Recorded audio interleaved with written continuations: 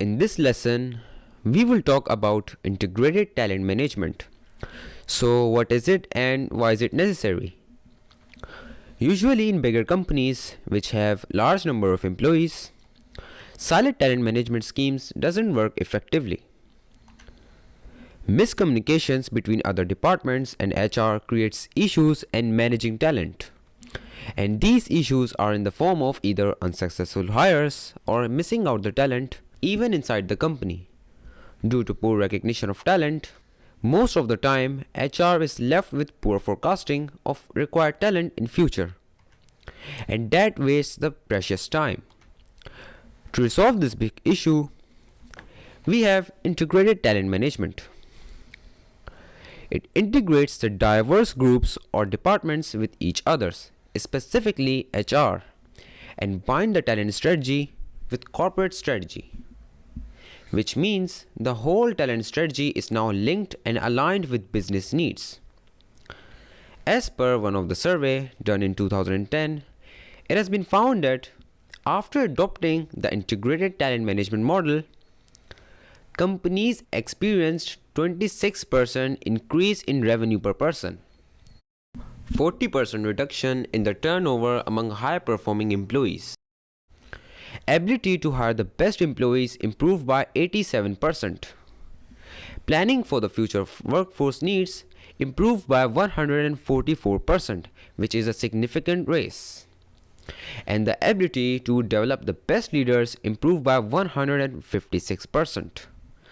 These remarkable changes could only be obtained by adopting integrated talent management model and replacing the silent talent management model with this new integrated talent management model.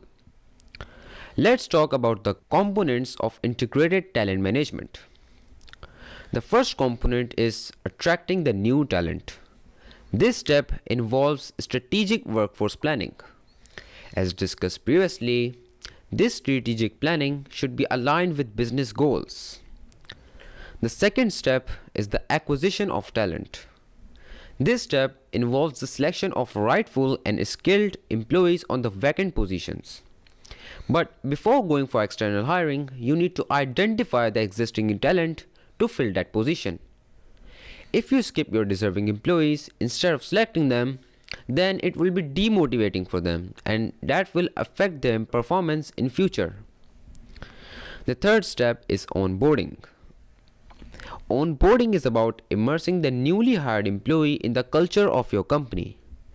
In many cases, onboarding involves training as well, and immersing the newly hired into the vision and goals of the company, and also making the new hires understand the role and top goals of their job. As a hiring person or HR's representative, you have to provide them all the required support, tools and environment to facilitate them in achieving their job's goals. The next step is performance management. Performance management is a new replacement of performance appraisal. It is an ongoing process that involves continuous feedbacks from managers to their employees regarding their performance. It is a collaborative approach of setting goals and monitoring results and giving quick feedbacks. It improves the engagement of employees greatly. Instead of judging employees at the end of particular period, performance management ensures that set of all activities meet organizational goals.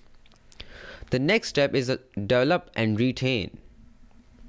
It involves creating leaders and leadership pipelines. It is about investing in your employees for their growth. This is not limited to creating leaders, but creating leaders who can create leaders. A next big thing. Many employees feel that the working environment doesn't encourage them to grow both personally and professionally, and that leads to low retention rates. It is widely known that investing in your employees and helping them in grow will eventually allow them to quit your company and switch to somewhere else. And your company will turn out to be a training center where people get trained and leave. But the truth is exact opposite. When you invest in your employees and allow them to connect emotionally with your job, then they are more likely to stay in your company. The last component is succession planning and readiness. In this step, you will ensure to develop the plans for the future needs. In case any of valuable employee leaves the company, his successor has to be ready to fill that position and fulfills the needs of company. So these are the components of integrated talent management system.